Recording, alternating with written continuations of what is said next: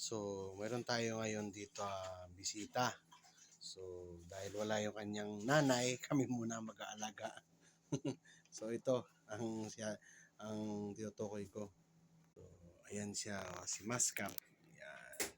Hello. Hello, good evening. Kumusta ka?